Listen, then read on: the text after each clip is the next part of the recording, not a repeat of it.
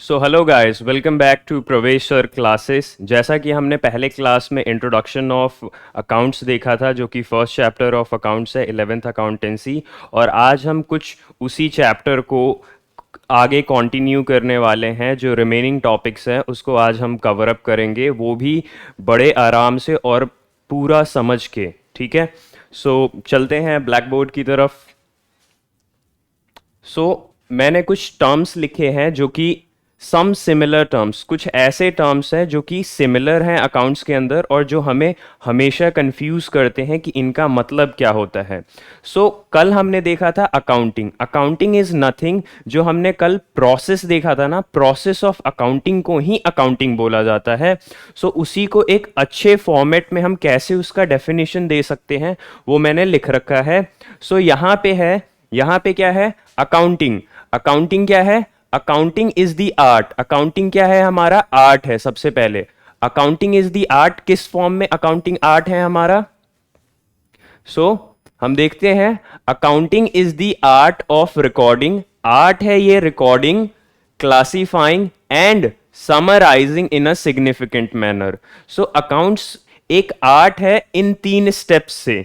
Recording करते हैं books of account में, उसे देन क्लासीफाई किया जाता है जिसमें हम लेजर्स अकाउंट प्रिपेयर करते हैं, और समराइजिंग जो हमने कल देखा था, trial balance, P&L, trading account, balance sheet, वो समराइजिंग के अंदर आते हैं। And in terms of money, money के टर्म्स में जो मेजर हो सके। ट्रांजैक्शंस एंड इवेंट, ये भी इंपॉर्टेंट है, ये फर्स्ट स्टेप ऑफ अकाउंटिंग है। Transactions and event. Transactions and event क्या है कि जो बिजनेस ट्रांजैक्शन होगा उसको हम क्या करेंगे? रिकॉर्ड करेंगे, which are in a part at least of financial transaction, जो कि मॉनेटरी टर्म्स में हो। And interpreting, analysis and interpretation था, वही interpreting the result thereof, उसको इंटरप्रेट करना रिजल्ट को, उसे ही हम क्या बोलते हैं? अकाउंटिंग। अकाउंटिंग पूरा जो स्टेप है, 7 स्टेप ऑफ अकाउंटिंग, उसे ही बोला जाता है अकाउंटिंग। और इसको आप अगर चाहें तो ये एक प्रॉपर बुक में डेफिनेशन है और ये आप फॉलो कर सकते हैं, जो कि काफी अच्छा डेफिनेशन है, इसीलिए मैंने यहां पे लिखा है। Accounting is the art of recording, classifying and then summarizing in a significant manner and in terms of money. Money के टर्म्स में जिसको हम मेजर कर सके, और वो फाइनेंशियल ट्रांजैक्शंस होना चाहिए बिजनेस का, और फिर बाद में हम उसे इंटरप्रेट करेंगे उस रिजल्ट को। फिर पूरे अकाउंट्स के अंदर एक क्वेश्चन पूछा जाता है और इसमें हमेशा कंफ्यूजन रहती है, जो कि फर्स्ट चैप्टर से ही है। अकाउंटिंग इज अ आर्ट और अ साइंस। अकाउंटिंग एक आर्ट है या साइंस है? तो इसका आंसर ना दोनों है। Accounting is an art as well as science. इसी को मैंने यहां पे लिखा है, जो कि one of the most important thing है जिसको आपको ध्यान रखना पड़ेगा। अकाउंट क्या है? Accounting is an art as well as science, तो वही लिखा है, science as well as art. ठीक है। फिर दूसरा है अकाउंटेंसी। दूसरा क्या है? अकाउंटेंसी। ये भी अकाउंट्स ही है, बट इसका मतलब क्या है? अकाउंटेंसी का मतलब है, accountancy is a systematic knowledge. ये आपको बात ध्यान रखनी है, सिस्टेमैटिक नॉलेज ऑफ अकाउंटिंग है, कि ये आपको बताता है कि हम पूरे बुक्स ऑफ अकाउंट को कैसे मेंटेन करें। ये आपको पता लगेगा सिर्फ और सिर्फ अकाउंटेंसी से। अकाउंटेंसी क्या है? एक सिस्टेमैटिक नॉलेज है, एक प्रॉपर नॉलेज है जो एडुकेट करता है हमें कि हम कैसे बुक्स ऑफ अकाउंट को मेंटेन करें। Accountancy is a systematic knowledge of accounting, that is, it educate us how to maintain the books of account. ठीक है, चलते हैं नेक्स्ट स्लाइड पे। सिमिलर टर्म है एक और, अकाउंटिंग इंफॉर्मेशन। तो फर्स्ट ऑफ ऑल, जैसे कि एजुकेशन एक सर्विस एक्टिविटी है, वैसे ही अकाउंट्स भी क्या है? एक सर्विस एक्टिविटी है। अगर आप अकाउंटिंग करते हो किसी भी फर्म के अंदर तो आप अपनी सर्विस ही तो प्रोवाइड कर रहे हो, इसीलिए अकाउंटिंग को बोला गया है कि एक सर्विस एक्टिविटी है। इंफॉर्मेशन क्या, जो बुक्स ऑफ अकाउंट में रिकॉर्डिंग हुई है उसे आप अगर पढ़ते हो, आपको कोई प्रोवाइड करता है तो वो अकाउंटिंग इंफॉर्मेशन बन जाएगा। सिंपल है। सो अकाउंटिंग इंफॉर्मेशन क्या है, सबसे पहले अकाउंटिंग क्या है इस बात को नोट कर लो। Accounting is a service activity. ये कैसी एक्टिविटी है, सर्विस, क्योंकि इसमें कुछ प्रोडक्ट नहीं है, इसमें आप अपनी सर्विस देते हो, ठीक है। So its function is to provide qualitative, यहां पे क्वालिटेटिव नहीं होगा, मैंने गलती लिख दिया, यहां पे होगा आपका क्वांटिटेटिव। क्या होगा, क्वांटिटेटिव फैक्ट होगा। So its function is to provide quantitative information primary financial in nature. जो फाइनेंशियल इंफॉर्मेशंस होते हैं ना किसी भी कंपनी से रिलेटेड, सो क्वांटिटेटिव फैक्ट मतलब जिसकी कुछ वैल्यू हो, नॉट क्वालिटी, क्वांटिटेटिव, जिसकी कुछ वैल्यू हो, उसे अगर हम प्राप्त करते हैं ना किसी भी कंपनी से तो उसे हम सिंपली अकाउंटिंग इंफॉर्मेशन बोलेंगे। So accounting is a service activity. सबसे पहला हम अपनी सर्विस प्रोवाइड करते हैं अकाउंटिंग के अंदर। सो अकाउंटिंग एक सर्विस एक्टिविटी है। Its function is to provide quantitative means value provide करता है, quantitative information primarily means primarily का मतलब होता है मेनली। सबसे मेन काम क्या है इसका, इसका सबसे मेन काम है कि आपको फाइनेंशियल इंफॉर्मेशंस प्रोवाइड करे। So financial nature about the economic entities. Entities का मतलब क्या होता है ना दोस्तों, एंटिटीज का मतलब होता है बिजनेस। किसी भी बिजनेस को हम एंटिटी बोलते हैं और एंटिटीज मतलब बिजनेसेस। सो ये किसी भी बिजनेस से रिलेटेड हमें जब अकाउंटिंग इंफॉर्मेशंस प्रोवाइड करे लाइक फाइनेंशियल इन नेचर, उसे ही हम बोलते हैं अकाउंटिंग इंफॉर्मेशन, ठीक है, जो कि हमें हेल्प करता है डिसीजन मेकिंग पे। लाइक आप किसी कंपनी के शेयर में इन्वेस्ट करना चाहते हो तो आप उस कंपनी का अकाउंटिंग इंफॉर्मेशन चेक करोगे ना, profit loss, balance sheet check करोगे कि फाइनेंशियल पोजीशन कैसी है। सो हम वो चेक करते हैं कि हम डिसीजन ले पाए कि उस कंपनी में इन्वेस्ट करना चाहिए या नहीं करना चाहिए, ठीक है। सो आई होप आपको ये तीनों टर्म्स क्लियर होगा। सबसे पहला था हमारा अकाउंटिंग, जो कि सिंपल जो 7 स्टेप ऑफ अकाउंटिंग प्रोसेस है उसी को एक्सप्लेन कर दिया है एक डेफिनेशन के फॉर्म में। अकाउंटेंसी एक सिस्टमैटिक नॉलेज है जो हमें बताता है कि हम कैसे accounts, proper books of account को मेंटेन करें, और अकाउंटिंग इंफॉर्मेशन उसका एक तरीके से रिजल्ट है जो हम किसी भी कंपनी का लेते हैं फाइनेंशियल इन नेचर, जिससे हम डिसीजन मेकिंग कर सकें, ठीक है।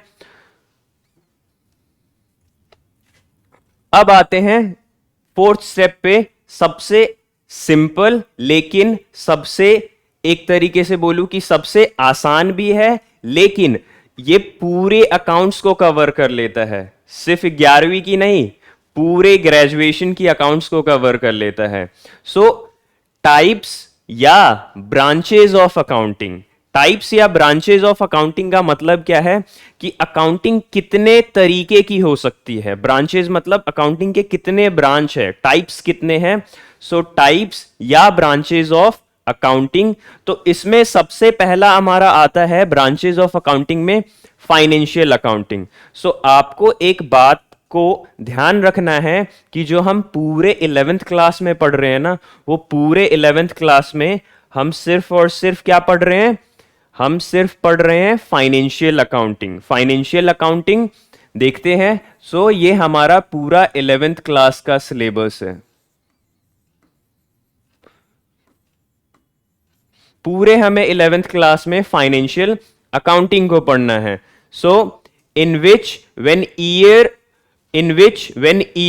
फाइनेंशियल, सॉरी यहां पे एक कट होगा, in which when financial year end we find out whether a profit और loss incur is known from financial accounting. जब भी साल का अंत होता है ना, तो हमें ये पता करना रहता है कि साल के अंत में हमें प्रॉफिट हुआ है या लॉस हुआ है। तो वो किससे पता लगेगा? वो हमारा पता लगेगा अकाउंटिंग, फाइनेंशियल अकाउंटिंग से। तो ये एक ब्रांच ऑफ अकाउंटिंग है जो कि पूरा 11th क्लास में हमें फाइनेंशियल अकाउंटिंग पढ़ना है। और फाइनेंशियल अकाउंटिंग का सिर्फ एक काम है कि वो हमें ये बताता है कि साल के अंत में किसी बिजनेस ने profit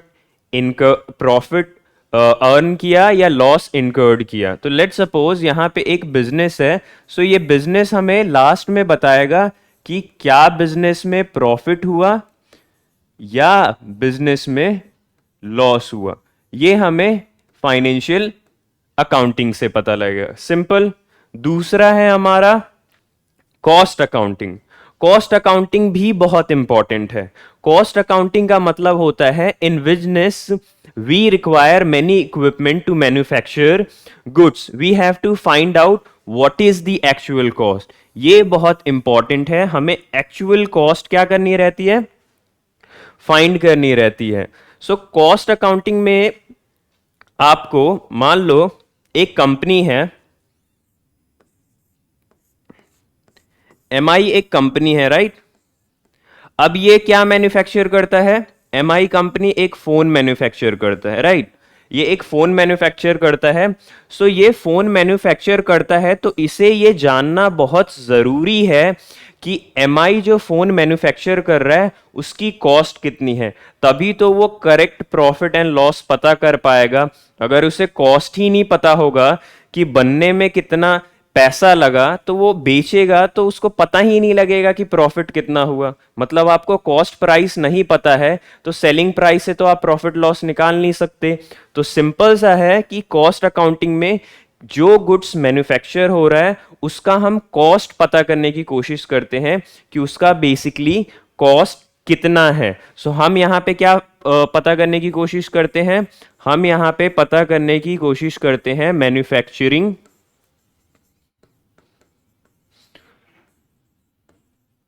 cost of a goods. Simple, एक एमआई कंपनी है, एमआई कंपनी फोन मैन्युफैक्चर करता है। सो एमआई कंपनी को ये पता करना पड़ेगा कि उसको फोन मैन्युफैक्चर करने के लिए लाइक ग्लासेस चाहिए, उसको मदरबोर्ड चाहिए, बैटरी चाहिए, चिप चाहिए, सॉफ्टवेयर चाहिए, बहुत सारी चीजें चाहिए। सो उन सब का कॉस्ट कितना आ रहा है, तभी तो वो जब बेचेगी तो वो पता कर पाएगी कंपेयर करके कॉस्ट प्राइस को और सेलिंग प्राइस को कि बिजनेस ने प्रॉफिट अर्न किया या लॉस इनकर्ड किया। सिंपल, ठीक है। और हमारा third and last types of accounting है मैनेजमेंट अकाउंटिंग। ये हमारा क्या है? Management accounting. मैनेजमेंट से मतलब पता ही लग रहा है कि चीजों को मैनेज करना। सो मैनेजमेंट अकाउंटिंग क्या होता है? This is the most recently developed branch of accounting. ये सबसे हाल ही में डेवलप्ड ब्रांच ऑफ अकाउंटिंग है, जो कि that branch of accounting helps the management in decision making and budgeting. So आपको जब भी इसका आप लिखो डेफिनेशन कि what is management accounting, so simple है कि management accounting is the recently developed branch of accounting. और इसका पूरा का पूरा काम क्या है? ये हेल्प करता है, मतलब जितनी भी अकाउंटिंग इंफॉर्मेशन होते हैं ना, उन सब का यूज मैनेजमेंट अकाउंटिंग में जो जो लोग काम करते हैं वो करते हैं, और वो हेल्प करते हैं, help the management in decision making and budgeting. So दो चीजें को आपको याद रखना है कि पहला वो हेल्प किस में करते हैं? सबसे पहले वो हेल्प करते हैं डिसीजन मेकिंग में, कि कोई डिसीजन लेना चाहिए या नहीं लेना चाहिए। दूसरा है बजटिंग में, कि बिजनेस का बजट कैसे प्रिपेयर करें। सो ये दो चीजों को आपको याद रखना है जब आप मैनेजमेंट अकाउंटिंग के बारे में बात कर रहे हो। सो आई होप कि ये आपको तीनों टर्म्स बड़े अच्छे से क्लियर होगा, जो कि ब्रांचेस या टाइप्स ऑफ अकाउंटिंग है। ठीक है, आगे चलते हैं। आगे है हमारा डिफरेंसेस।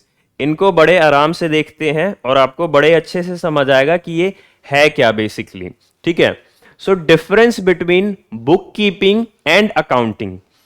आप अपने 11th क्लास की बुक पे भी देख सकते हैं कि आपको लिखा होगा book keeping double entry financial account, ठीक है।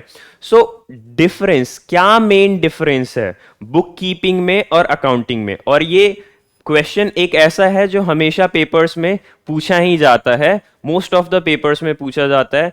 तो आपको ये करना क्या होगा कि आप इसको बड़े अच्छे से समझ लीजिए और फिर अपने टर्म्स में इसको समझा के पेपर में जैसे भी आपको लिखना है लिख दीजिए। बस आपको फोकस क्या करना है, फोकस करना है समझने पे, और आप टेंशन ना लीजिए कि मैं बुक की लैंग्वेज नहीं लिखूंगा तो क्या मुझे नंबर मिलेगा, क्या मैं सर की लैंग्वेज नहीं लिखूंगा तो मेरा नंबर मिलेगा कि नहीं। आप चीजों को बस अच्छे से समझिए और अपने लैंग्वेज में लिखिए। शुरू में कम नंबर आएगा कोई फर्क नहीं पड़ता, बट आप लिखना सीख जाएंगे। सो अपने लैंग्वेज में लिखना स्टार्ट करिए अभी से, ठीक है। बस चीजों को समझने पे फोकस ज्यादा होना चाहिए, और जो 2-3 मेन टर्म्स है उसको आप अपनी लैंग्वेज में यूज करिए, सिंपल, ठीक है। सो आते हैं बुक कीपिंग एंड अकाउंटिंग। हमने पढ़ा था कि अकाउंटिंग में टोटल कितने स्टेप होते हैं, अकाउंटिंग में टोटल 7 स्टेप होते हैं। सबसे पहला स्टेप था identification of financial transaction and event. Second था हमारा measuring in terms of money. Third था हमारा रिकॉर्डिंग। फोर्थ था हमारा क्लासिफाइंग। फिफ्थ था summarising. Sixth analysis and interpretation, and seven था कम्युनिकेटिंग टू इट्स यूजर। उसी स्टेप से ये पूरा डिफरेंस अराइज हुआ है। लाइक अगर आप शुरू के 4 स्टेप सिर्फ फॉलो करते हो ना, सो आप बुक कीपिंग के अंडर आ जाओगे। आप किसके अंदर आ जाओगे, बुक कीपिंग के अंदर। IMRC means identification of financial transaction, measuring, recording and classifying. अगर आप सिर्फ इतना ही स्टेप करते हो तो आप बुक कीपिंग कर रहे हो। देन अकाउंटिंग किसे बोलेंगे, अगर आप अकाउंटिंग के जितने भी 7 स्टेप हैं आप उन सबको फॉलो करते हो ना, तो आप क्या कर रहे हो, प्रॉपर अकाउंटिंग कर रहे हो। और अगर आप सिर्फ क्लासिफाइंग तक कर रहे हो प्रोसेस, तो आप बुक कीपिंग कर रहे हो। फिर क्वेश्चन ये अराइज होता है कि बुक कीपिंग करता कौन है। सो बड़ा सिंपल सा जवाब है कि बुक कीपिंग वो करेगा जिसके पास कम नॉलेज होगा। सो उसे हम बोलेंगे जूनियर स्टाफ। उसे क्या बोलेंगे हम, जूनियर स्टाफ। जो व्यक्ति छोटा है, जिसने कम नॉलेज गेन की है, वही तो बुक कीपिंग का काम करेगा। So it is performed by junior staff like clerk. आप एग्जाम्पल में लिख सकते हो कि clerk it is performed by junior, एक तरीके से जूनियर स्टाफ। फिर आते हैं अकाउंटिंग। अकाउंटिंग कौन करता है, so accounting is performed by senior staff. जो किसी भी बिजनेस में ना टॉप लेवल मैनेजमेंट पे बैठे होते हैं ना, वो करते हैं, उन्हें बोला जाता है सीनियर स्टाफ। अगर मैं इसके भी एग्जाम्पल लिखूं तो इसका एग्जाम्पल हो जाएगा like CA of a firm. ये क्या हो जाएगा हमारा, सीनियर स्टाफ, ठीक है। बीइंग अ रूटीन जॉब, इसमें क्या है, आपको डेली वही आके काम करना है। बीइंग अ रूटीन जॉब का मतलब है आपको डेली आना है और डेली आके आपको आइडेंटिफाई करना है, उसको मेजर करना है इन टर्म्स ऑफ मनी, फिर उसको रिकॉर्ड करना है जर्नल, और उसका क्लासिफाई करना है, मतलब उसके लेजर अकाउंट प्रिपेयर करने। उसके आगे आपको कुछ करना ही नहीं है। सो आपको पता है कि यार डेली आना है, डेली सेम काम करना है, तो रूटीन जॉब है, आपको इसमें कुछ अलग नहीं करना है। यहां पे बीइंग एनालिटिकल एंड डायनेमिक, ये दो बहुत इंपॉर्टेंट टर्म है, एनालिटिकल एंड डायनेमिक। एनालिटिकल का मतलब होता है कि आपको एक अच्छी थिंकिंग रखनी पड़ेगी। बिजनेस को ग्रो करने के लिए आपका शार्प माइंड होना चाहिए, तो आप चीजों को एनालाइज कर पाओ। सो एनालिटिकल एक तरीके से। So being analytical and dynamic. Dynamic का मतलब होता है ऐसी चीजें जो समय के साथ चेंज होती रहती हैं, ठीक है। तो बिजनेस में बहुत सारे फैक्टर्स होते हैं जो चेंज होते रहते हैं, तो इसे ये सोचना पड़ेगा सीए को, फिर देखना पड़ेगा कि क्या क्या चेंजेस हो रहे हैं, उस हिसाब से ये डिसीजन लेगा। सो ये डायनेमिक है और एनालिटिकल है, ठीक है। फोर्थ स्टेप पे आते हैं, डिफरेंस पे। No specialised skill is required and hence it is mechanical in nature. यहां पे क्या है कि इसमें आपको कोई स्पेशलाइज्ड स्किल की जरूरत नहीं है। स्पेशलाइज्ड स्किल मतलब आपके पास कोई प्रोफेशनल डिग्री ना भी हो ना, आप सिर्फ 11th-12th किया है तो आप ये कर सकते हो। आपने अगर डिप्लोमा किया है अकाउंट्स के अंदर तो आप ये कर सकते हो। तो कोई स्पेशलाइज्ड स्किल की जरूरत नहीं है। So no specialised skill is required, hence it is mechanical in nature. मतलब आपको डेली जाना है, डेली आपको आइडेंटिफाई करना है, मेजर करना है, रिकॉर्ड करना है, क्लासिफाई करना है। मैकेनिकल मतलब इसमें ज्यादा दिमाग नहीं लगाना, जाना है और जो आपको काम पता है कि यही आपको 4 स्टेप करना है तो डेली आपको वही करना है। So mechanical in nature. यहां पे क्या है, स्पेशलाइज्ड स्किल इज रिक्वायर्ड। यहां पे आपको अच्छी नॉलेज किसी भी फील्ड से रिलेटेड होनी चाहिए। सो यहां पे अगर आप कॉमर्स की बात करें तो यहां पे आप स्पेशलाइज्ड स्किल तभी एक्वायर कर सकते हो जब आप कोई प्रोफेशनल डिग्री ऑप्ट करो, like CA, CS, CMA, ACCA, ये सारी प्रोफेशनल डिग्री है। तो अगर ये आप ऑप्ट करते हो तो आप आ जाओगे स्पेशलाइज्ड स्किल पर्सन के अंदर, कि आपके पास स्पेशलाइज्ड स्किल है क्योंकि आपने प्रोफेशनल कोर्स चूज किया है। ठीक है, सो ये डिफरेंसेस थे मेन 4 बुक कीपिंग और अकाउंटिंग के बीच, जो कि काफी सिंपल थे। बस आपको इन्हें समझ लेना है और फिर इसे अपने लैंग्वेज में पेपर में लिखिए, कोई दिक्कत नहीं है। ठीक है, नेक्स्ट स्लाइड पे चलते हैं। अगला है ऑब्जेक्टिव्स ऑफ अकाउंटिंग। अब देखो, ऑब्जेक्टिव्स ऑफ अकाउंटिंग का सिंपल सा मतलब है कि हम अकाउंट्स प्रिपेयर ही क्यों करते हैं, उसका बेसिकली अगर मैं इसका हिंदी मीनिंग जाऊं ना तो इसका हिंदी मीनिंग होता है उद्देश्य, कि इसका मेन उद्देश्य क्या है, ऑब्जेक्टिव क्या है, कि why we prepare books of account, क्यों जरूरत पड़ी। सो सबसे पहला, to record financial transaction and event. ऐसी कोई भी ट्रांजैक्शन जो कि बिजनेस से रिलेटेड है उसको हम क्या करें, बुक्स ऑफ अकाउंट में रिकॉर्ड कर सके, इसलिए हम अकाउंटिंग करते हैं। सेकंड, जो हमने पहले ही पढ़ रखा है, टू डिटरमाइन प्रॉफिट और लॉस। टू डिटरमाइन का मतलब होता है टू फाइंड, कि साल के अंत में ये हम पता कर सके कि हमारे बिजनेस ने प्रॉफिट कमाया है या लॉस इनकर्ड किया है। इसलिए हम अकाउंटिंग करते हैं, क्योंकि हमारे पास प्रॉपर इंफॉर्मेशन है ईच एंड एवरी ट्रांजेक्शन से रिलेटेड। थर्ड हमारा क्या है, सो इसमें आपको बुक्स ऑफ प्रॉफिट और लॉस को फाइंड करना होता है, इसमें आप फाइनेंशियल ट्रांजैक्शंस को रिकॉर्ड करते हो। ठीक है, थर्ड में क्या है, टू डिटरमाइन फाइनेंशियल पोजीशन। मैंने पहले ही बताया था फर्स्ट क्लास में कि फाइनेंशियल पोजीशन, कोई भी कंपनी कितने अच्छे पोजीशन में है फाइनेंशियली, उसे बोलते हैं फाइनेंशियल पोजीशन। और फाइनेंशियल पोजीशन कहां से पता लगता है, बैलेंस शीट से पता लगता है। So financial position, financial position, इसको हम आगे पढ़ेंगे। ये हमें कहां से पता लगता है, ये हमें पता लगता है प्रॉफिट और loss, profit and loss account से, जिसको हम शॉर्ट में बोलते हैं पी एंड एल अकाउंट।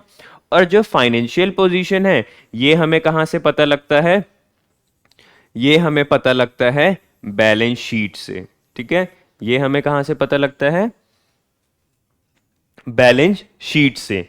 और हमारा फोर्थ है असिस्टेंस टू मैनेजमेंट। अब असिस्टेंस टू मैनेजमेंट का मतलब क्या होता है, देखो यार, असिस्टेंस का मतलब होता है ना हेल्प।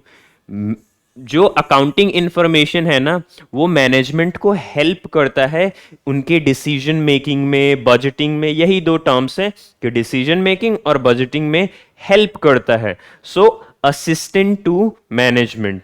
फिर जो हमारा लास्ट स्टेप ऑफ अकाउंटिंग था, communicating accounting information to its users. अपना जो अकाउंटिंग इंफॉर्मेशन है कि साल के अंत में हमने प्रॉफिट कमाया, लॉस इनकर्ड किया, हमारी फाइनेंशियल पोजीशन कितना है, हम कितना, हमारे बिजनेस में कितना कैश है, जो कि कैश फ्लो स्टेटमेंट से पता लगेगा। सो वो सारी चीजें ये क्या करते हैं लास्ट स्टेप में, इनका उद्देश्य भी है कि ये अपना जो इंफॉर्मेशन है लोगों को बताए, तभी तो लोग इंटरेस्ट लेंगे। सो हम अकाउंटिंग इंफॉर्मेशन करते हैं। सो ये आपके ऑब्जेक्टिव्स थे। ऑब्जेक्टिव्स मींस उद्देश्य, कि इनका मेन पर्पस क्या है अकाउंटिंग प्रिपेयर करने का। सबसे पहला था to record financial transaction and event.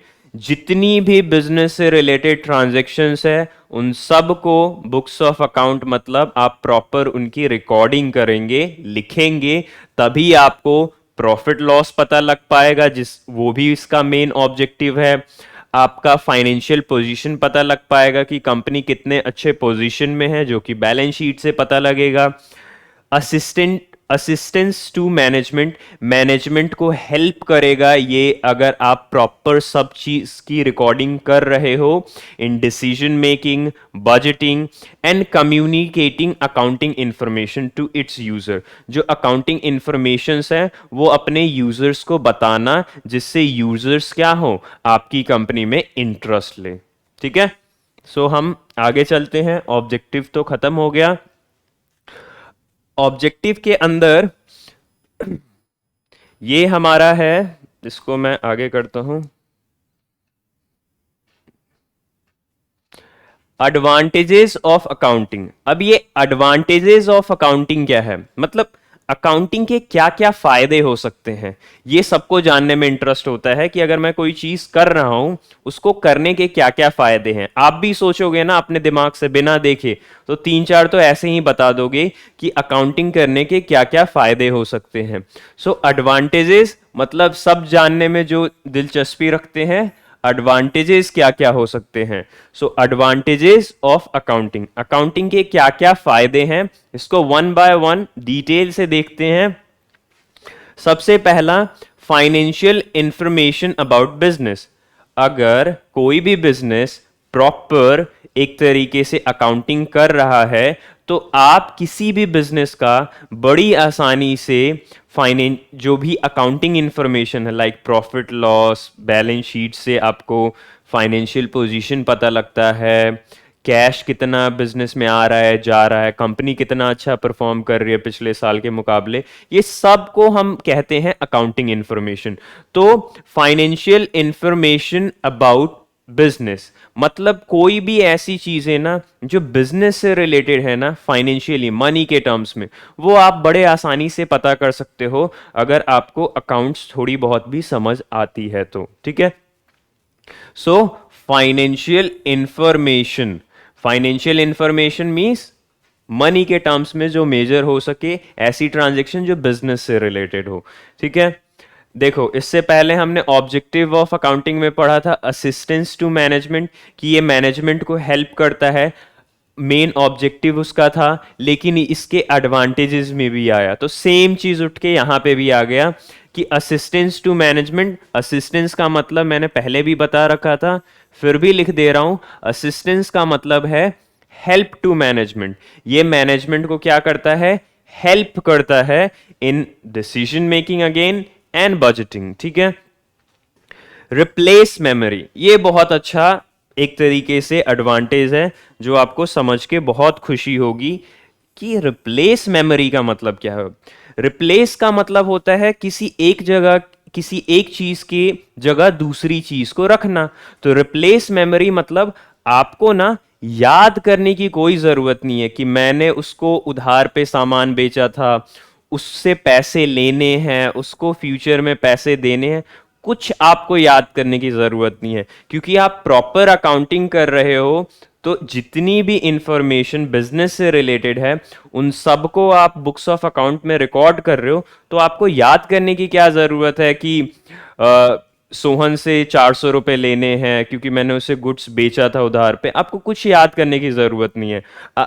वही लिखा है, no need to remember all transaction because it is recorded in the books of accounts. क्योंकि आपको कोई भी ट्रांजैक्शन याद करने की जरूरत नहीं है, क्योंकि इसे ऑलरेडी बुक्स ऑफ अकाउंट में हमने लिख दिया है। और बुक्स ऑफ अकाउंट के अंदर हमने एक, सबसे पहले रिकॉर्डिंग के वक्त एक अकाउंट्स बनाया था हमने, राइट। उसका हमारा कुछ नाम था, उसका नाम क्या था, उसका नाम था जनरल, उसका नाम था जर्नल। ठीक है, इसमें हमने रिकॉर्डिंग की थी, लाइक इसमें रिकॉर्डिंग कर लो कि मैंने गुड्स परचेज किया है। ठीक है, गुड्स परचेज किया है ₹40,000 का, तो आपने इसमें रिकॉर्ड कर लिया तो आपको याद करने की जरूरत नहीं है कि यार मैंने गुड्स भी खरीदा था. सो रिप्लेस मेमोरी मतलब there is no need to remember any transaction because all transaction is recorded in the books of account. So replace memory. ठीक है, इसके और एडवांटेजेस देखते हैं. फोर्थ एडवांटेज है फैसिलिटेट कंपैरेटिव स्टडी. अगर आपके पास किसी भी कंपनी से रिलेटेड अकाउंटिंग इंफॉर्मेशन होगा, फाइनेंशियल इंफॉर्मेशन होगा, तो आप बड़ी आसानी से क्या कर सकते हो, कंपैरेटिव स्टडी कर सकते हो. कंपैरेटिव का मतलब ही होता है कंपैरिजन. कंपैरेटिव का मतलब ही है यहां पे क्या, कंपैरिजन, कि आप कंपैरिजन कर सकते हो. अब यहां पे ना दो तरीके की कंपैरिजन होती है किसी भी फॉर्म में, दो तरीके की कंपैरिजन होती है. इसको हम देखते हैं कि दो तरीके की कंपैरिजन आपकी क्या होती है. ठीक है, ठीक है. तो सबसे पहला हमारा है कंपैरिजन में इंटर फर्म कंपैरिजन. अब ये इंटर फर्म कंपैरिजन क्या है? इंटर फर्म कंपैरिजन का मतलब होता है ना, इंटर का मतलब ही होता है दो फॉर्म्स के बीच कंपैरिजन. इंटर का मतलब आप सिंपल सा समझ सकते हो, टू. इंटर का मतलब क्या समझ सकते हो, टू. ठीक है. इंटर फॉर्म कंपैरिजन का मतलब जब एक बिजनेस का दूसरे बिजनेस से कंपैरिजन हो उसे हम बोलते हैं inter form comparison. Just for example, like Reliance company का आप अगर कंपैरिजन करो टाटा कंपनी से, जो मोस्ट ऑफ द लोग करते हैं. सो अगर आप रिलायंस कंपनी के प्रॉफिट्स का कंपैरिजन टाटा कंपनी के प्रॉफिट से कर रहे हो, तो आप बेसिकली कर क्या रहे हो, इनडायरेक्टली आप ये कर रहे हो इंटर फॉर्म कंपैरिजन, की दो कंपनियों के बीच कंपैरिजन. सो मान लो कि यहां पे बिजनेस वन है, ठीक है, बिजनेस ये एक है, इसका आप क्या कर रहे हो, कंपैरिजन कर रहे हो. ठीक है, कंपैरिजन कर रहे हो बिजनेस सेकंड से. सिंपल. जब एक बिजनेस का कंपैरिजन आप दूसरे बिजनेस से करो उसे बोलेंगे इंटर फॉर्म कंपैरिजन. लाइक हम यूज भी करते हैं कि इंटर स्टेट बस स्टॉप, मतलब एक ऐसा बस स्टैंड या बस स्टॉप जहां से एक एक राज्य से दूसरे राज्य के लिए बस निकलती है. तो इंटर स्टेट बस स्टैंड मतलब जैसे कि दिल्ली में धौला कुआं है, तो धौला कुआं से बसें राजस्थान भी जाती है, यूपी भी जाती है, बिहार भी जाती है, तो उसे हम क्या बोलते हैं, inter state bus stand. Simple. तो इंटर मतलब एक राज्य से दूसरे राज्य. उसी तरीके से इंटर फॉर्म कंपैरिजन का मतलब है कि जब एक कंपनी का कंपैरिजन दूसरी कंपनी के साथ हो उसे हम बोलेंगे इंटर फॉर्म कंपैरिजन. दूसरा हमारा है intra intra form comparison. Intra form comparison. Intra form comparison का मतलब क्या है, इंट्रा का मतलब होता है ना, इंट्रा का मतलब होता है विद इन. ये आपको बहुत जगह टर्म सुनने को मिलेगा इंट्रा.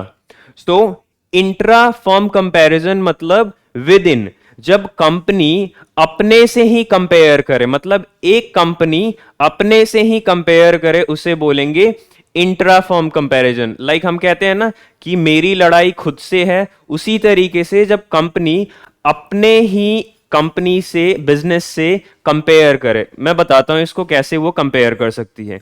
लाइक ये बिजनेस वन है, ये कंपेयर करेगी अपने से ही, बिजनेस वन से ही. ठीक है, बट इसमें चीज क्या होगा कि यहां पे मान लो वो क्या देखेगी कि लास्ट ईयर प्रॉफिट मेरा कितना था, लास्ट ईयर प्रॉफिट कितना था, और मेरा इस साल देखेगी कि मेरा करंट ईयर प्रॉफिट कितना था, करंट ईयर प्रॉफिट कितना था. सो आई गेस आपको आइडिया मिल गया होगा कि इसका बेसिकली मतलब क्या है, कि आप पिछले साल का कंपैरिजन इस साल से कर रहे हो सेम कंपनी में. करंट ईयर प्रॉफिट आप चेक कर रहे हो कि करंट ईयर प्रॉफिट उसने कितना कमाया. सो आपको इससे बड़े अच्छे से समझ आ जाएगा कि बिजनेस एक ही है, बिजनेस वन, यहाँ पे भी बिजनेस वन है। वो अब देख रही है कि पिछले साल कंपनी ने कितना प्रॉफिट कमाया, इस साल कंपनी ने कितना प्रॉफिट कमाया, दोनों बुक्स ऑफ अकाउंट रखे हैं, पिछले साल का भी दिख रहा है, इस साल का भी दिख रहा है, फिर हम कंपेयर कर रहे हैं। सो उसे हम बोलेंगे intra form comparison. With in a form comparison, जब एक कंपनी अपने से ही कंपेयर करे पिछले साल के प्रॉफिट से, उसे बोलेंगे इंट्रा फॉर्म कंपैरिजन। और ये फर्स्ट चैप्टर में है, लेकिन ये आपके लाइफ में यूज होगा, तो इसे बड़े ध्यान से सुनने और समझने की कोशिश करना है, ठीक है। और आपको इसे याद कर लेना है कि what is inter form comparison and what is intra form comparison, ठीक है। फिफ्थ पे आते हैं, फैसिलिटेट लोन। अब देखो यार, फैसिलिटेट लोन बड़ा सिंपल सा इसके एडवांटेज है। फैसिलिटेट लोन का मतलब क्या है यहाँ पे, कि अगर आप प्रॉपर बुक्स ऑफ अकाउंट में आप अकाउंटिंग करते हो, तो आपको एक तरीके से आप ये बता सकते हो ना कि देखो भाई, मेरा बिजनेस साल दर साल प्रॉफिट कमा रहा है, मतलब मेरे बिजनेस में पॉजिटिव ट्रेंड है। पॉजिटिव ट्रेंड का मतलब पिछले साल के मुकाबले इस साल ज़्यादा प्रॉफिट है, इस साल के मुकाबले अगले साल और ज़्यादा होगा, तो पॉजिटिव ट्रेंड है, मतलब मैं हर एक साल प्रॉफिट ज़्यादा ज़्यादा कमाते जा रहा हूँ, तो इसको बोलते हैं पॉजिटिव ट्रेंड। और अगर आप साल दर साल लॉस करते जा रहे हो, तो इसको बोलेंगे नेगेटिव ट्रेंड। और अगर आप प्रॉफिट कमा रहे हो तो पॉजिटिव ट्रेंड। सो यहाँ पे जब कंपनीज जाती हैं ना, तो वो कहती हैं देखो सर, जितने भी बैंक में मैनेजर वगैरह होते हैं, उसके पास कोई भी बिजनेस अप्रोच करता है तो वो कहता है मेरे बिजनेस में काफ़ी दम है, अभी हम छोटे हैं, हम धीरे धीरे ग्रो कर रहे हैं, सर आप हमारी अकाउंटिंग इन्फॉर्मेशंस देख सकते हो, हमारी फाइनेंशियल पोजीशन काफ़ी अच्छी है, हम प्रॉफिट भी 2-3 सालों से काफ़ी अच्छा अर्न कर रहे हैं, और हमें बैंक से लोन की बस इसलिए ज़रूरत है क्योंकि हम नया कुछ ज़्यादा इन्वेस्ट करके और ज़्यादा प्रॉफिट कमाना चाहते हैं। तो बैंक को उसको लगता है कि ये सच बोल रहा है, तो वो उसे लोन प्रोवाइड कर देगा। तो फैसिलिटेट लोन मतलब आपके पास अगर प्रॉपर बिजनेस का अकाउंटिंग इंफॉर्मेशन होगा ना, तो बैंक भी उसे उसे एक तरीके से एज अ प्रूफ मानता है कि हाँ, ये कंपनी सच बोल रही है, क्योंकि अकाउंटिंग कोई भी नहीं कर सकता, ठीक है। अकाउंटिंग पढ़े लिखे लोग ही कर सकते हैं। इसमें भी फ्रॉड्स होते हैं जिसके बारे में हम बाद में डिस्कस करेंगे, बट अभी अभी ये समझो कि आप अगर एक जेन्युइन अपने कंपनी का बुक्स ऑफ अकाउंट प्रेजेंट कर रहे हो किसी के सामने, तो आपको बड़ी आसानी से लोन भी मिल सकता है। तो फैसिलिटेट लोन, ये इंपॉर्टेंट है। फैसिलिटेट लोन, सिंपल कि आपको लोन भी प्रोवाइड हो सकता है। Last, good evidence in court. आप प्रॉपर अकाउंटिंग कर रहे हो, अकाउंटिंग हर कोई नहीं कर सकता, आप प्रॉपर सीए को रख के हायर कर रहे हो, किसी अकाउंटेंट को रख के कर रहे हो, तो अगर आप प्रॉपर अकाउंटिंग करोगे ना, और क्योंकि अकाउंटिंग करने के लिए ना सबूत भी होना चाहिए, ऐसा नहीं कि आप कुछ भी लिख दे रहे हो, आपको रिसिट दिखानी पड़ेगी, बिल का पेमेंट दिखाना पड़ेगा कि आपने बोला कि मेरे पास 50,000 रुपए आए, तो भाई रसीद कहाँ है कि 50 रुपए किससे मिले, वो आपको रसीद रखनी पड़ेगी, फिर रिकॉर्डिंग करनी पड़ेगी। आपने बोला कि 50,000 रुपए गए, टीवी आया, तो आपको रसीद रखनी पड़ेगी, फिर रिकॉर्डिंग करनी पड़ेगी कि 50,000 रुपए गए, तो उसका रसीद कहाँ है। सो ये सारी चीजें आप अगर जेन्युइन तरीके से करोगे, so good evidence in court, court भी इन्हें क्या मानेगा, एक अच्छा एविडेंस मानेगा। तो अकाउंटिंग करने के ये सारे फायदे हैं कि आप अगर इनको अच्छे तरीके से मेंटेन करते हो, तो ये कोर्ट में एविडेंस की तरफ भी प्रूफ हो सकता है कि सर देखो, मैं झूठ नहीं बोल रहा, ठीक है। अब at the last, limitation of accounting. हर एक सिक्के के दो पहलू होते हैं, हेड एंड टेल। सो किसी के एडवांटेज हैं तो उसके डिसएडवांटेज भी तो हैं, तो हम इसके डिसएडवांटेजेस देखते हैं कि डिसएडवांटेज क्या है। Limitations of accounting. लिमिटेशंस मतलब कहां पे अकाउंटिंग एक तरीके से फेल हो जाता है, कहां पे अकाउंटिंग एक तरीके से फेल हो जाता है, उसे ही हम बोलते हैं लिमिटेशंस ऑफ अकाउंटिंग, राइट, ठीक है। सो लिमिटेशंस ऑफ अकाउंटिंग में सबसे पहला है, accounting is not fully exact. अब सिर्फ आपको ये टर्म्स देख के पता नहीं लगेगा कि accounting is not fully exact का मतलब क्या है sir. Accounting is not fully exact का सिंपल सा मतलब है कि अकाउंट पूरा का पूरा सच नहीं है। अरे ये कैसे सच नहीं है? पूरा का पूरा सच इसलिए नहीं है कि because in this we make, सबसे important, in which we make estimates. हम क्या लगाते हैं? अनुमान, अंदाजा, कि फ्यूचर में मेरा ये हो सकता है, फ्यूचर में मेरा ये हो सकता है, इतने का नुकसान होता है, तो मैं अभी लिख लूं क्या? तो हम बहुत सारे एस्टिमेट्स लगाते हैं, बजट से रिलेटेड एस्टिमेट्स लगाते हैं कि मेरा अगले साल इतने का सेल होगा। सेल नहीं हुआ तो सारा तो प्लान खराब हो गया। So accounting is not fully exact इसलिए बोला जाता है क्योंकि हम अकाउंट्स के अंदर, आप आगे जाओगे तो आपको सीखने को मिलेगा कि बहुत सारे हम एस्टिमेट्स, अनुमान, अंदाजा लगाते हैं। वो अंदाजा विच ईदर कैन बी रॉन्ग और राइट, वो जो हमने अनुमान लगाया है वो सही भी हो सकता है, वो सही भी हो सकता है या वो गलत भी हो सकता है। 50-50 चांसेस है कि वो सही भी हो सकता है, गलत भी हो सकता है। सो इसे बोलते हैं अनुमान। ठीक है, आगे चलते हैं सेकंड स्टेप पे। सेकंड क्या है? It ignore price level changes. Accounting में ना, आपने अगर कोई चीज खरीद ली और उसकी एक साल बाद वैल्यू बढ़ गई, तो वो जो वैल्यू उसकी बढ़ी है ना, उसको हम रिकॉर्ड ही नहीं करते हैं। क्यों? क्योंकि ये लिमिटेशन है कि it ignore price level changes. आपके बुक्स ऑफ अकाउंट में अगर कोई चीज आपने खरीदा, उतने पे रिकॉर्ड किया, एक साल बाद उसकी वैल्यू चेंज हो गई, बट आप उसको रिकॉर्ड नहीं करते due to principle of historical cost. Historical cost का मतलब जिस कॉस्ट पे आपने खरीदा है ना, उसी कॉस्ट पे वो बुक्स ऑफ अकाउंट में रिकॉर्ड रहेगा। एग्जाम्पल के तौर पे हम सिंपल सा ये बुक्स ऑफ अकाउंट एक बनाते हैं, लाइक जनरल। ठीक है, ये हमारा बुक्स ऑफ अकाउंट प्रिपेयर हो गया रफली। ठीक है, मेरी ड्राइंग उतनी अच्छी नहीं है। ठीक है, सो यहाँ पे लेट सपोज आपने बिल्डिंग खरीदा। क्या खरीदा?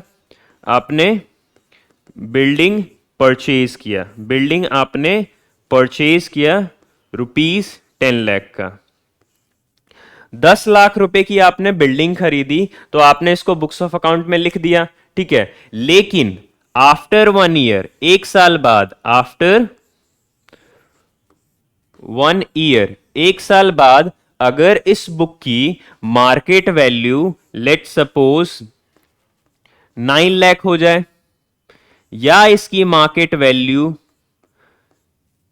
14 लाख हो जाए, तो हम इन दोनों में से कोई भी वैल्यू रिकॉर्ड नहीं करेंगे, क्योंकि प्रिंसिपल ऑफ हिस्टोरिकल कॉस्ट ये कहता है कि आप किसी चीज को जितने में खरीद रहे हो वो उतने में ही शो होता रहेगा बुक्स ऑफ अकाउंट में। ठीक है, सो आपने बिल्डिंग खरीदी 10 लाख की, एक साल बाद उसकी वैल्यू 9 लाख हो गई, मान लो कम हो गई, या उसकी वैल्यू 14 लाख हो गई, बढ़ गई, तो आप इन दोनों में से कोई भी वैल्यू को रिकॉर्ड नहीं करोगे बुक्स ऑफ अकाउंट में।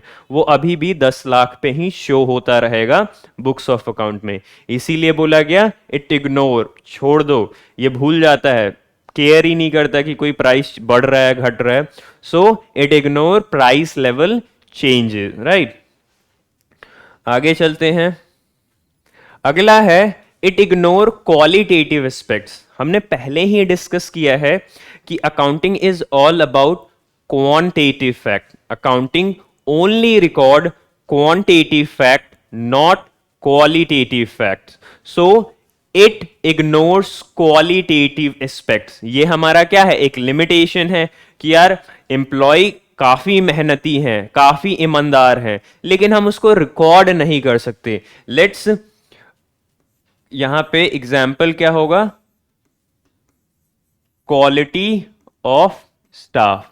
जो आपका स्टाफ है वो काफी क्वालिटी वाला है, लेकिन हम उसकी रिकॉर्डिंग नहीं कर सकते। Quality of staff not recorded in the books of account due to non monetary value. इसकी कोई मॉनेटरी वैल्यू हम अंदाजा नहीं लगा सकते कि वो कितनी क्वालिटी, उसकी वैल्यू क्या है। So due to non monetary value हम इसको बुक्स ऑफ अकाउंट में रिकॉर्ड ही नहीं कर पाते चाह के भी। ये एक लिमिटेशन है।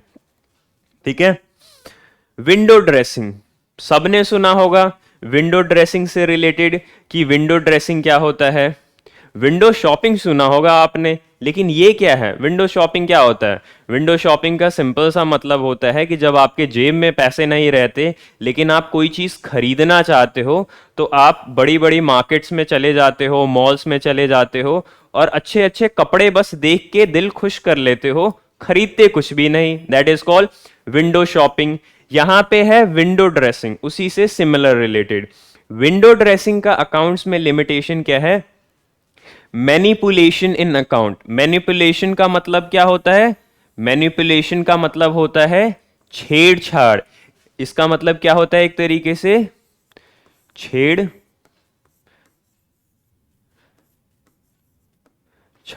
मतलब आप इसमें छेड़छाड़ कर रहे हो, चेंजेस कर रहे हो बेमतलब का। मतलब एक तरीके से जो बोलते हैं ना कि ये विजय माल्या फ्रॉड निकला क्योंकि उसने बिजनेस में मैनिपुलेशन किया, बुक्स ऑफ अकाउंट में मैनिपुलेशन किया। उसकी कंपनी लॉस मेकिंग है फिर भी वो प्रॉफिट मेकिंग कंपनी दिखा रहा है। उसकी फाइनेंशियल पोजीशन अच्छी नहीं है फिर भी वो अपनी फाइनेंशियल पोजीशन अच्छी दिखा रहा है। तो इसमें क्या बोलते हैं? मैनिपुलेशन इन अकाउंट्स। विंडो ड्रेसिंग मतलब छेड़छाड़ आप जब करते हो ना अकाउंट से, कि झूठ मूठ का कुछ भी लिख दिया टू शो हायर प्रॉफिट। क्यों शो करते हैं छेड़छाड़? लॉस दिखा सके? नहीं भाई, ये हम करते हैं कि हम प्रॉफिट दिखा सके। सो टू शो हायर प्रॉफिट, ज्यादा से ज्यादा हम प्रॉफिट दिखा सके, कि हमें लोन ज्यादा मिल सके। And to conceal vital fact of business. किसी को वाइटल का मतलब नहीं पता होगा तो मैं बता देता हूं। वाइटल का मतलब होता है इंपॉर्टेंट। वाइटल का मतलब होता है जो बिजनेस से इंपॉर्टेंट इंफॉर्मेशन होता है। लाइक वो बता ही नहीं रहे कि उनके पास पहले से ही एक बहुत बहुत बड़ा लोन है जिसका वो पेमेंट नहीं कर पा रहे हैं, तो ये वाइटल है, इंपॉर्टेंट फैक्ट है। अगर मैं किसी कंपनी को लोन दे रहा हूं तो मैं ये कंफर्म करूंगा ना कि उस कंपनी का पहले से कोई लोन ना हो, उसने कहीं और से लोन ले रखा है और उसका पेमेंट कर नहीं पा रही और मेरे से लोन ले रही है। सो वो क्या कर रही है? वाइटल जो फैक्ट है, वाइटल जो इंफॉर्मेशन है, उससे वो मुझसे छुपा रही है। तो कंसील का मतलब क्या होता है? एक तरीके से छुपाना, और छुपाने को इंग्लिश में बोलते हैं हाइड।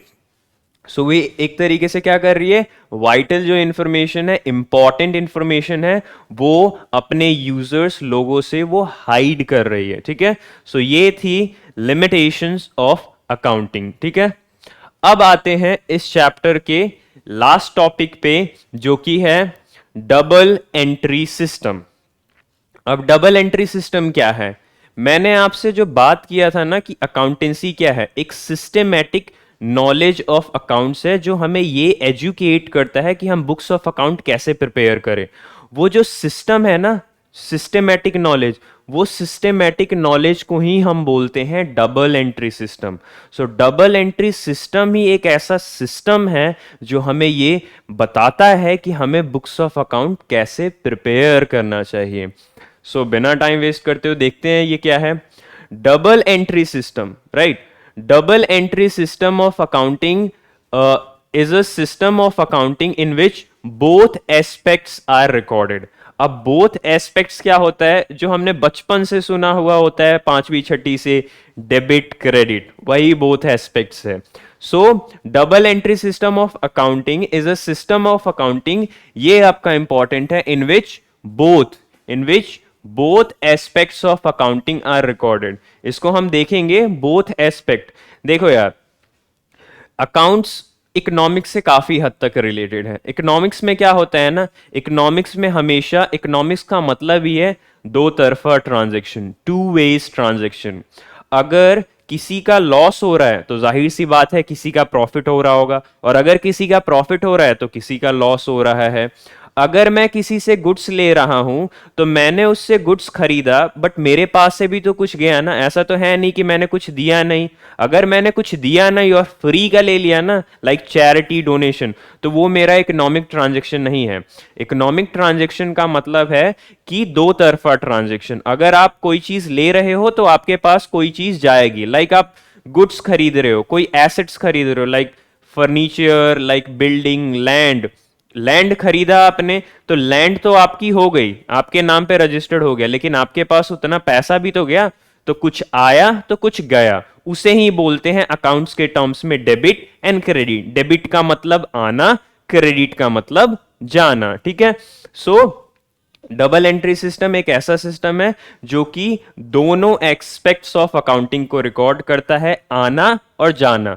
आने को बोलते हैं हम अकाउंट्स के टर्म्स में डेबिट, जाने को टर्म्स को हम बोलते हैं क्रेडिट। अब देखते हैं, every transaction has two aspects. हर एक ट्रांजेक्शन के कितने एस्पेक्ट्स होते हैं? दो पहलू होते हैं। पहला है डेबिट, ठीक है। डेबिट का मतलब क्या? आना, ठीक है। तो आपने अगर कोई चीज रिसीव किया है तो आपके पास कोई चीज आया है, मतलब डेबिट, ठीक है। And another is credit. Credit का मतलब कोई चीज आपके पास से जाना। सो आपने अगर कोई चीज गिव किया है, दिया है, तो आपके पास से कोई चीज गया है। And at the time of recording, recording का मतलब वो पहला स्टेप जिसमें आप पहली बार बुक्स ऑफ अकाउंट में लिखते हो ट्रांजैक्शन को। So and at the time of recording a transaction is recorded. एक ट्रांजैक्शन को पहली बार हम डेबिट साइड लिखते हैं and once on credit side. तो एक दफा उसे डेबिट साइड, एक दफा उसे क्रेडिट साइड। अभी आपको ज्यादा टेंशन लेने की जरूरत नहीं है, ये डेबिट साइड क्या होता है, क्रेडिट साइड क्या होता है, ये आपको जर्नल एंट्री में काफी अच्छे से समझ आएगा। तो आप जस्ट वेट करिए, इसमें अभी ज्यादा टेंशन लेने की जरूरत नहीं। डेबिट का आपको अभी मतलब याद रखना है आना, क्रेडिट का मतलब होता है जाना, ठीक है। If more than two affected by a transaction, if more than two affected by a transaction, then sum total of debit side is must be equal to of the credit entries। क्या यहां पे बोल रहा है कि अगर एक से ज्यादा चीजें आपके पास आई, अब मैं इसको बड़े आसानी तरीके से समझाता हूं।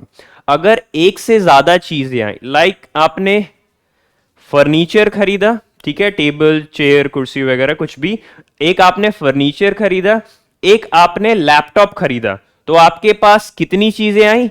एक से ज्यादा आई, मतलब दो चीजें आई। अब दो चीजें आई तो उन दोनों का जोड़ के पैसा भी तो गया होगा। सो दोनों के बराबर कुछ जो भी चीज आ रहा है, अगर एक से ज्यादा चीज आ रहा है तो उन दोनों के बराबर का चीज जाएगा। मतलब आपने दो चीज खरीदी, फर्नीचर खरीदा और आपने लैपटॉप खरीदा, तो इन दोनों का दाम जितना होगा, प्राइस जितना होगा, उतना पैसा आपके पास से जाएगा।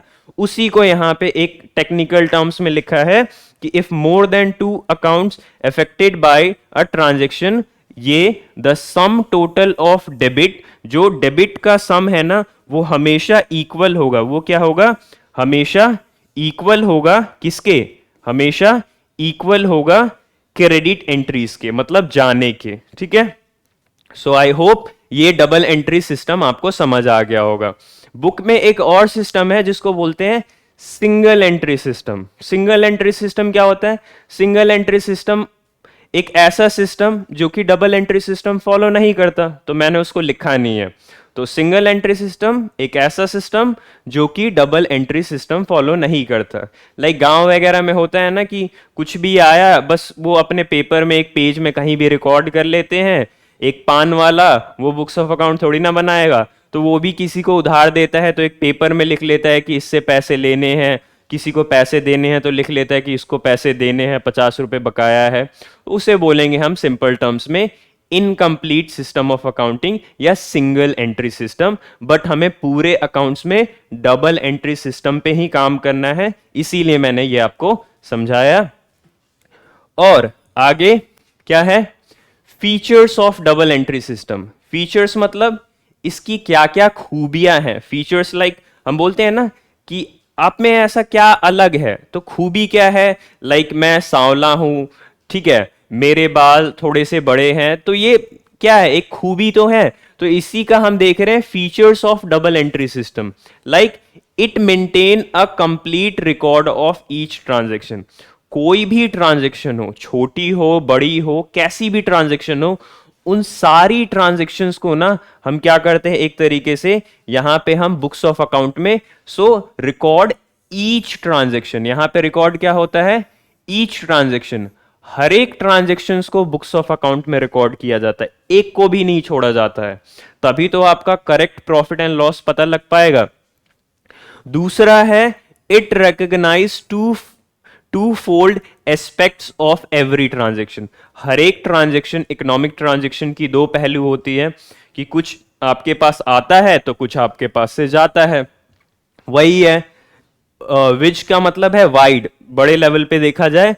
द एस्पेक्ट्स ऑफ रिसीविंग, जिसको मैंने अभी अभी बताया था, रिसीविंग का मतलब यहां पे क्या कहना चाहता है, ये debit. And aspects of giving, giving का मतलब ये यहां पे क्या कहना चाहता है, क्रेडिट। तो कोई चीज आएगा तो कोई चीज जाएगा, दो ही पहलू होते हैं, ठीक है। Since every transaction has two aspects, हर एक ट्रांजेक्शन के दो तो पहलू कम से कम होंगे ही होंगे, ठीक है।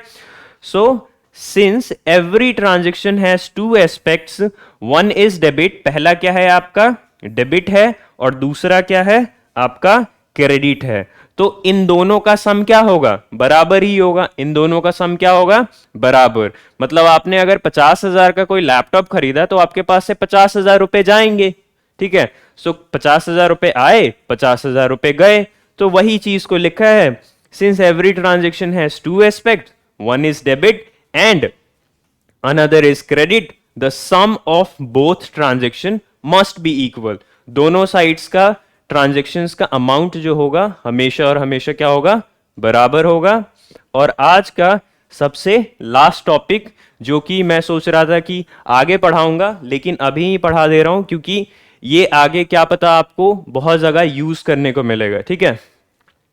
अकाउंटिंग पीरियड, अकाउंटिंग पीरियड का मतलब क्या होता है, इसका एक प्रिंसिपल भी है, लेकिन प्रिंसिपल वाले चैप्टर में पढ़ेंगे। अकाउंटिंग पीरियड का मतलब आप अभी सिर्फ इतना समझिए, अकाउंटिंग पीरियड का मतलब होता है एक साल। अगर आप एक साल के बारे में बात कर रहे हैं ना, तो उसे हम बोलते हैं accounting period. So accounting period is equal to 1 year. लेकिन अकाउंट्स के अंदर दो अकाउंटिंग पीरियड आ जाते हैं, उसको हम देखते हैं। अब ये दो नए नए अकाउंटिंग पीरियड कौन कौन से हैं, इसको हम देखते हैं वन बाय वन कि ये दो अलग अलग अकाउंटिंग पीरियड कैसे हो गए, ठीक है। तो पहला अकाउंटिंग पीरियड, ठीक है, जिसे बोलते हैं हम कैलेंडर, जिसे हम बोलते हैं कैलेंडर ईयर। क्या बोलते हैं हम इसे, कैलेंडर ईयर। अब कैलेंडर ईयर, यार देखो दोस्तों, सबको पता होगा कैलेंडर ईयर, जो हमारा कैलेंडर होता है, मतलब नया साल स्टार्ट कब होता है कैलेंडर में, 1 जैन को, और नया साल अंत कब होता है, 31 दिसंबर को। सो इसे ही बोलते हैं हम कैलेंडर ईयर। तो अकाउंटिंग पीरियड का तो मतलब 1 साल होता है, लेकिन 1 साल इसमें दोनों में अलग अलग डेट पे स्टार्ट होंगे, अलग अलग डे पे एंड होंगे। सो कैलेंडर ईयर को हम थोड़ा डिटेल से देखते हैं। लाइक मैंने लिखा है यहां पे 1 जैन 2019 टू 31 दिसंबर 2019। ये मेरा क्या है, कैलेंडर ईयर है कि 1 जनवरी 2019 को कोई 19 वाला ईयर स्टार्ट हुआ और 31 दिसंबर 2019 को वो ईयर क्या हो गया, एंड हो गया। तो मैं ऊपर क्या लिखूंगा, मैं ऊपर लिखूंगा 2019 ईयर, 2019 का साल, ठीक है। अब हम देखते हैं कि इसे अकाउंट्स में कौन फॉलो करता है, तो मैं ये भी लिख दे रहा हूं फॉलोड। इसे कौन कौन सी कंट्री फॉलो करती है, तो followed by like USA, United state of America, and UK, United kingdom, और ईटीसी। बाकी और भी कंपनी होंगी, लेकिन ये दो मेन कंट्रीज हैं जो ये फॉलो करती हैं कैलेंडर ईयर अकाउंट्स प्रिपेयर करने के लिए, ठीक है।